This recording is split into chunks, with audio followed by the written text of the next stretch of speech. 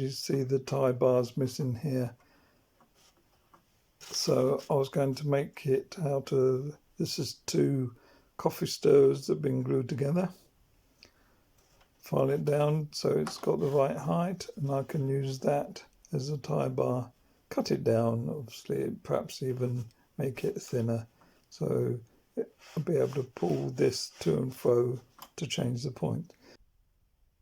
This point is damaged a bit, in the sense that it hasn't got any sleepers at this point here. It didn't have the tie bar here either. So I thought, I don't want to waste the rest of the point. Seems very good condition. I went and made a tie bar myself. This is made from a cocktail stick, a coffee stirrer,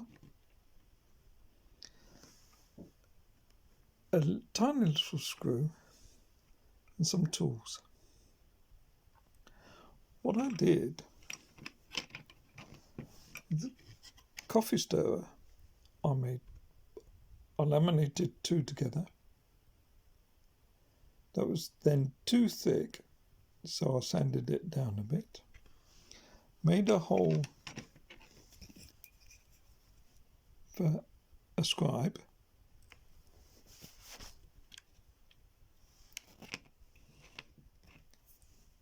Then drilled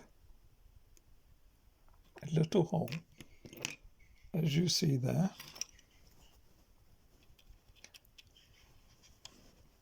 Now I can put a cocktail stick in there,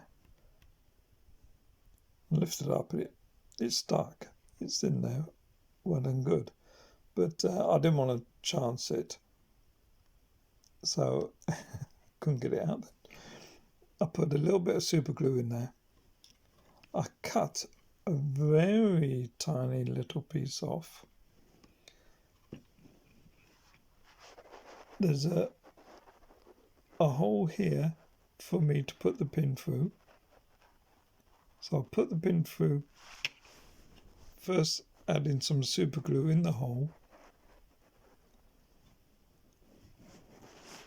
With the tiny pin, I placed it in there through the hole on the rail, and then to secure it down even further, I put some super glue with baking powder in there, and I've now got a working point. I put a little tiny screw on the end here so I can put wire around it to be able to control it, because I'm not using point motors. And there's a short little video of how I repaired this point. Let's have to see on the layout how it gets on.